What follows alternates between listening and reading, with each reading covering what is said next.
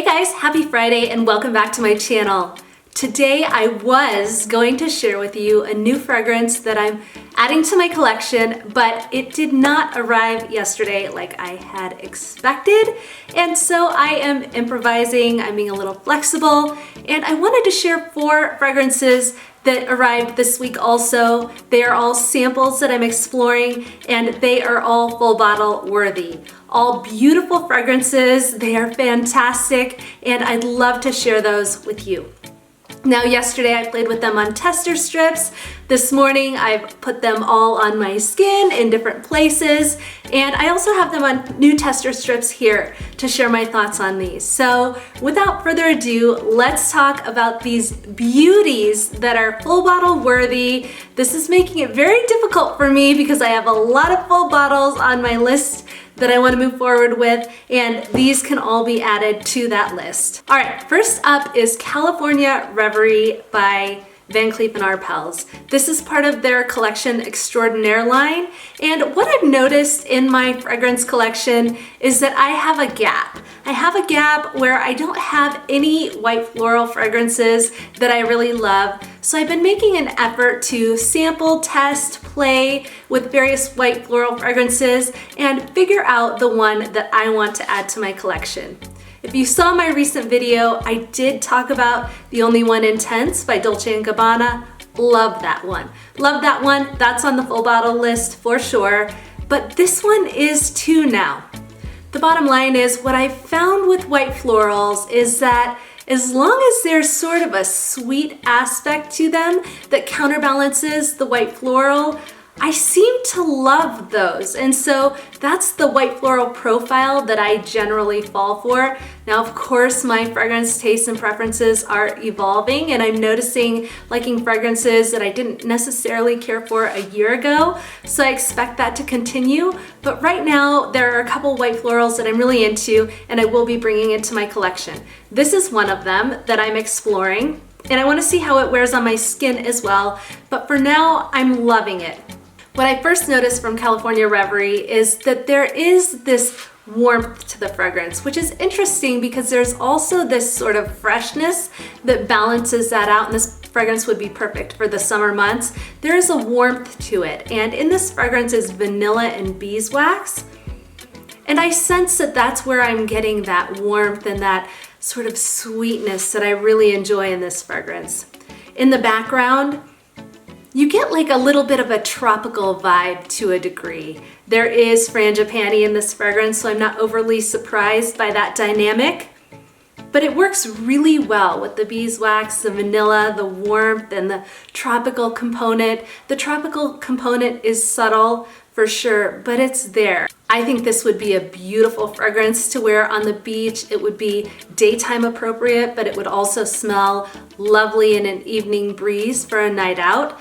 I could see somebody wearing a sundress or the perfect summery outfit, and this would complement that sort of aesthetic beautifully. It's a beautiful scent.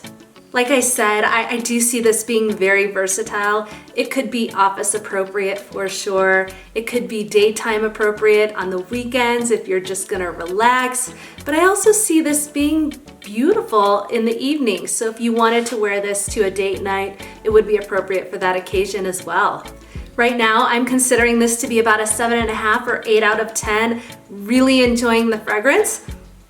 I want to continue to see how it wears on my skin. I do find it to be soft, so from my experience thus far, I don't think that this is very strong projection, but it's there, which is nice, right? It smells beautiful. I think you can catch a whiff of the scent in the breeze, or when you're walking by somebody, they would pick up your sillage, but it's not overpowering, and I do appreciate that. I personally really enjoyed the collection Extraordinaire line from Van Cleef Arpels. I find it to be beautiful. Almost all of the fragrances that I've tried from the line are full bottle worthy to my nose, or they're very close to it. They're all likes at minimum, if not loves, and I find it to be fairly affordable. when I think about the affordable benchmark for me, it's usually $50 and below, and that's just me psychologically how I'm thinking about fragrances. This is sort of in that next step up from a pricing perspective, but it is still very much in line with a lot of designer fragrances as well. So I do think this one is accessible, this line in general, but specifically California Reverie, I do think the price point is what I consider to be accessible. And this is probably one that I'll be considering pulling into my collection over the next couple months. The list is getting longer and longer as I explore more and more fragrances, so many samples, and a limited budget to buy fragrances. But hey, I know we're all dealing with that same thing, and I'm interested what you guys think about this line. So far, so good. I'm enjoying it, and it's getting a thumbs up from me. Okay, the next fragrance that I have that I've been exploring over the past couple days is Philosykos by Diptique. And unfortunately in this case, I don't have a spray, I just have one of these 1 milliliter vials. So I swiped it onto my tester strip beforehand, and I've been playing with it on my skin as well over the past 24 hours. So I will say I had the incredible fortune of going into Nordstrom last weekend, and I did test this fragrance beforehand. I tested out a lot of fragrances when I was there. This is one that I sprayed, and immediately it was a no. I said, nope, nope, nope, this is not for me. It smells like fresh cut grass to my nose. That's what it smells like, and that's all I was getting from this fragrance. And so it was a no to me immediately off the bat, but quite frankly, I should know better by now. I should know better than to immediately judge a fragrance without trying it on my skin, without playing with it on a tester strip. I know better. And so now, over the past 24 hours, as I've played with this fragrance, I've gotten to know it a little bit more. I've gotten familiar with it on my skin and on a tester strip. I do enjoy this one. So as I let this fragrance develop a little bit on my skin and on the tester strip, I do notice that that sort of fresh cut grass scent dissipates a little bit. It goes to the background, and what moves forward to me is sort of this woodiness. There's a little bit of a creaminess from the coconut that's in here, and I find it to be a lovely scent once it starts to dry down. Now in this fragrance, fig leaf, fig, green notes, coconut, fig tree, woody notes, and cedar. And to be quite honest with you, I'm not distinctly pulling out the fig notes for this fragrance, but what I've found over time, and I'm hoping I can learn to pull that note out, what I found is that I do enjoy fragrances that have a fig note. An example of that would be Eau Croisier 2020 by Mugler, and I like it in here as well. I think it plays nicely with all of the other notes that are in this fragrance. It sort of becomes creamy and woody to me, and I do enjoy it. Now, of all the fragrances that I have on this list, this is sort of lower on my full bottle worthiness continuum, but it is full bottle worthy. What I'm trying to figure out is, I already have Eau Dwell in my collection, and I don't like this one as much as I like Eau Dwell at this point. And there are a couple other fragrances by Diptique that I do enjoy. I played a little bit with Fleur de Peau, and I like that one as well. I'd love to see how that one wears on my skin. So I think I have a little bit more exploring to do in the Diptique line before I commit to the next fragrance, but I do enjoy this line. It's not the typical sweet, sugary fragrance that I go for, not the heavy gourmands that I really like, but I do like these and I find them to be very refreshing. So I'm interested to see what else in this line fits my taste. Definitely let me know if you have some favorites from here. I am looking forward to exploring more in this line. This one is Philosykos by Diptique. One more thing I would say briefly about Philosykos is that I would not suggest blind buying this fragrance unless you really enjoy sort of that green aspect to a fragrance. For me, it can be a little off-putting from the start, from the initial spray. And again, I mentioned that dissipates as you wear the fragrance a little bit, but I don't know that everyone is gonna like that. So this might be one that you test before you buy it if you're not so sure about that fragrance profile. Just a thought. Good fragrance, so I think a lot of people would enjoy this one. Okay, next up is a fragrance that I've been wanting to sample for quite some time. I've heard a lot about it. I love the Lancome line, and this fragrance is Iris Dragees by Lancome. And I'll say again, I got a 1 ml vial here, so I played around on a tester strip as well as on my skin. I have it right here, and so I'll be able to share my opinion about this fragrance as it's dried down on my skin. The first thing that I'd say here is that this fragrance is gorgeous, gorgeous, gorgeous. It is just a pretty scent. I can't see anyone smelling this and hating it. Not everyone's gonna love it, but I love this fragrance. It is sweet, and I pick up this sort of almond sweetness from this fragrance. It is powdery, but it is gorgeous. I've seen a few people reference Iris fragrances as mature, which I could see in some cases, but this one does not come off that way to me. I think this is very wearable, doesn't matter your age, and quite frankly, I don't necessarily subscribe to that notion that fragrances are intended for different ages. I think life is way too short, and at the end of the day, nobody's gonna say, well, she did wear fragrances that didn't really fit her age profile. Nobody is ever gonna say that. Nobody is gonna think that. If you're a grandma and you wanna wear Viva La Juicy Gold Couture, you do that and have fun with it. Do what gives you joy, do what makes you happy. And now that I'm off my soapbox, I will go back to this fragrance. I just think that age shouldn't really matter with fragrance. Of course, use judgment, of course. Don't wear a fragrance that you feel is juvenile to an executive meeting. Don't do those sorts of things. Of course, that's common sense for all of us, but also do what makes you happy, because at the end of the day, that's all that matters.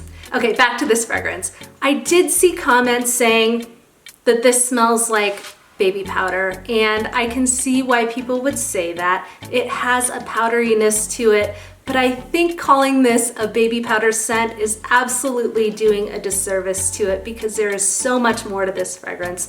Now, what intrigued me about this one was the white musk, a combination of almond, iris, which I love, sugar, bergamot, and pink pepper to give it a little bit of a kick. And yeah, I can't say enough about this. It feels like an elegant, powdery scent. And if you like iris, I do think this is probably one that you would really enjoy. You know what this actually reminds me of? And I don't know how many people can relate to this, but there is a casino, MGM, in Las Vegas that has this sort of scent flowing through the casino, and it smells sort of like this. It's an elegant, sophisticated scent, but this is about 10 times better than that. But it does sort of remind me of that smell that you get when you walk into the MGM casino in Las Vegas. So honestly, I didn't quite realize how much I truly appreciate iris until I started exploring it a little bit more, which I've been doing over the past few weeks. And in this fragrance, it is done so well with that beautiful mix of almond, freesia, vanilla, white musk. It is warm, it is sweet. The pink pepper gives it character. I find this to be a fantastic fragrance, and it is, so I would say it's not extremely seductive, but it has a little bit of that quality to it. I think that this is a versatile fragrance that you could wear to work, or you could wear this on a night out. This could possibly be somebody's signature scent, because yeah, it's just so pretty and so likable to my nose. Now, what I will say about this fragrance is that it is from the Maison Lancome line, which is a little bit pricier than traditional Lancomes, and it is no longer available on the official Lancome website from what I can tell. And so I've been looking at it on Nordstrom, Bloomingdale's. I've been playing around with a couple other vendors who sell this fragrance, and it doesn't seem like there are a ton of these in the marketplace right now. I could be wrong. I don't want to sleep on this one too long because I do find it to be beautiful. I find it to be full bottle worthy, but at the same time, I'm trying to weigh it against other iris fragrances that I'm exploring and see if there's anything else that fits sort of that level of perfection of iris that I'm looking for. For me, I'm categorizing this one at about an 8 out of 10, which means I'm really enjoying it. I like it. It's not the best in all of my collection, but I definitely find it to be one that would fit in my collection. It would have a place, and it's one that I would wear frequently. Please let me know if you're familiar with anything along these lines, because I would love to explore other fragrances that feel like this, that smell like this, that have that beautiful iris note. Definitely interested in what else fits into this genre. Again, that is Iris Dragees by Lancome. Okay, the last fragrance that I want to talk about today is Lipstick On by the Maison Margiela line with Replica. And this is another one that I'm really regretting sleeping on. Now, I've seen signals that this has been discontinued, it's been pulled from the market. When you go to different vendors or websites like Sephora, it says out of stock, which suggests to me that this could be discontinued, as people say, which is such a disappointment. I find this to be stunning. What appealed to me is the tonka bean, bourbon vanilla, which is one of my very favorite notes, patchouli and bergamot. The other notes absolutely captured my interest with this fragrance, and they did not disappoint. To be honest, this is one that I found myself a little bit conflicted on. I sniffed it for the first time, and I felt like I was getting something in the background that I just didn't quite jive with. But then I smelled it a couple seconds later and thought, oh my gosh, this is just stunning. As I played a little bit more with this fragrance, I did find myself gravitating more towards a love categorization than a like. It's really growing on me. I would consider it to be about an 8.5 out of 10. And like Iris Dragees, this also has iris in it. I'm really liking the iris component of this fragrance, and if you like iris, I think this would be an easy like for you, if not a love. I also find that the bourbon vanilla plays beautifully with the tonka bean and the iris in this one, and I find it to be warm, cozy, intoxicating, and also a little bit seductive as well. Honestly, what came to mind when I was playing with this on my skin was this would probably be a beautiful fragrance to wear on sort of an elegant, formal type night. If you were going out for New Year's Eve and you were going to a rooftop restaurant and you were celebrating in a beautiful evening gown or maybe even a party dress, this would be a scent that would draw attention to you. It would sort of captivate the room. I find this to be somewhat elegant and classy, but also, like I said before, a little bit seductive. There is an aspect of this fragrance that does, for some reason, remind me of maybe the 90s and has a little bit of a vintage vibe to it, but I don't say that in a way that this would be considered outdated or overly mature. I just think that it has a little bit of a vibe there that is reminiscent of maybe an older style fragrance, but it's done in a modern way that I find to be very appealing. You know, as I played around with this fragrance a little bit more and more, I did become overcome with grief thinking about the fact that this one's probably discontinued, and the way you have to access this is through copious amounts of money, either on Mercari or eBay. That is definitely disappointing to me, and so I was trying to understand, you know, what alternatives there are to this fragrance. I saw that Lipstick Rose by Frederic Malle might be similar or something in the same vein. So please let me know if you're familiar with the scent profile, what you've tried in this range that might be similar, something that gives you this same vibe that is still readily accessible and available on the market. I'm dying to know. I want to continue to explore these beautiful iris fragrances. I'm falling more and more in love with them. I didn't necessarily think that iris would be my style. If you told me a year ago that I would be so interested in iris fragrances today, I probably would have thought you're crazy. But really what sparked my interest in these types of fragrances is Dior Homme Intense. I really love the way iris plays in that particular fragrance. It smells incredible on a man, and it made me want to discover iris fragrances that might be beautiful on a woman, because I think they would complement one another so well. If a man wore Dior Homme Intense and a woman wore sort of a softer, sweeter, powdery iris fragrance, they'd go stunning together, in my opinion. So definitely want to continue down this road of exploration. If you have anything you can call out or recommend, please let me know. All right, guys, I hope you enjoyed this video of fragrances that I think are all beautiful and would be lovely in anyone's collection. I hope you had a great week, and I hope you're gearing up for a fantastic weekend. I appreciate you guys. Thank you for watching. Thank you for tuning in. And until next time, I'll see you soon.